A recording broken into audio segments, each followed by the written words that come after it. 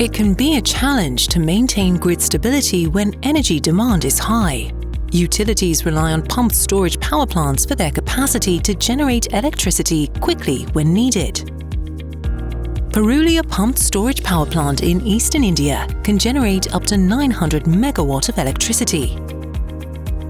For almost 1.5 decades, Hitachi Energy generator circuit breakers, GCBs, have been operating without any issues, protecting key equipment at the plant.